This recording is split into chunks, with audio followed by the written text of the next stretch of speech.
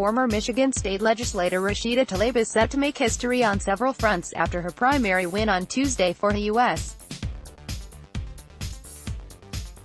House seat in Michigan's 13th congressional district. With no Republican challenger in November, Tlaib is set to become the first Palestinian-American woman and first Muslim woman in Congress. Other candidates, including Minnesota State Rep. Ilhan Omar, are hoping to join her in the latter feat. Speaking to HuffPost on Thursday, not even 48 hours after her victory, Tlaib said her barrier-breaking win was overwhelming, but also very inspiring. The last month, the Detroit-born daughter of Palestinian immigrants told HuffPost she just wanted people like me to have a seat at the table. When you think about these stories, someone that didn't speak English when they started school, parents with no high school diploma now able to witness their daughter to become a member of Congress, it's a pretty spectacular American story, she said. Tlaib shared that her family members still living in the West Bank, where her roots are still very strong, were absolutely proud of her win, particularly her grandmother.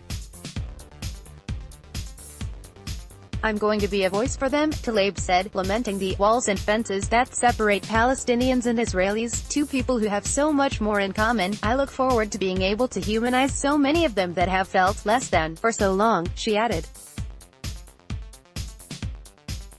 Tlaib won a tight primary race on Tuesday, partly with the backing of Alexandria Ocasio-Cortez, another progressive woman of color now famous for her upset win in New York in June. Tlaib plans to send some members of her own campaign field team to help get out the vote for Omar, whose primary is in Minnesota next week. "It feels incredible to be part of a movement," the mother of two said. She is one of a record wave of Muslim candidates, an unprecedented number of female candidates running for office in 2018. "All of these women of color are changing the landscape of Congress," she said.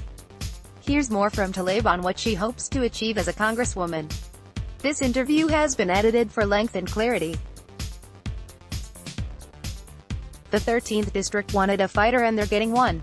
"I am so humbled by the trust working families have put in my pledge to take on the corporate bullies and make policy that allows us all to thrive. I will not let you down." pic.twitter.com/ZJ1ZCH3dip, Rashida Tlaib, at Rashida Tlaib, August 8, 2018. You're from Michigan, about to make history representing part of the state which has a significant Muslim and Arab American community. What have you heard from people on what your win and representation means to them? I've gotten hundreds of text messages and Facebook messages. What's incredible is it's not just Muslim women, it's women of color, white women, all women. I was just talking to Michigan State Rep. Stephanie Chong, who said, "I cried the moment your mom hugged you. At a very painful time in our country, it felt incredible to have this loving American dream story. What's the importance of being Congress's first Palestinian-American female member? It's incredible, for me as Arab American, being Palestinian-American and having my roots still very strongly there.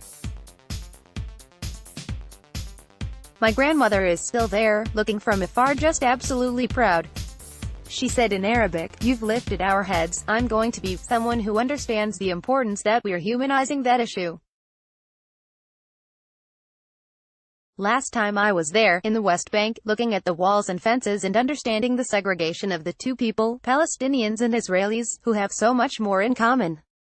Seeing the attacks and violence on innocent children is not getting us closer to peace.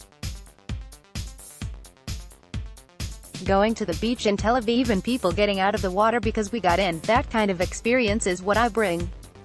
Those are the stories and human impact that hasn't been told. What do you hope to change in regard to the Israeli-Palestinian conflict once you're in Congress? It's so hard to watch the walls go up, the checkpoints go up, the us versus them, going to the beach in Tel Aviv and people getting out of the water because we got in. That kind of experience is what I bring. Those are the stories and human impact that hasn't been told. When we start talking about those things, you see barriers go down and start understanding the approach by leadership right now is not going to help get us closer to peace in that region. I want to integrate schools. I tell my colleague on the House floor who is Jewish, can you imagine, if we start integrating schools and have Israeli and Palestinian kids going to school together? We did it in America, we can do it. We should be riding the bus together.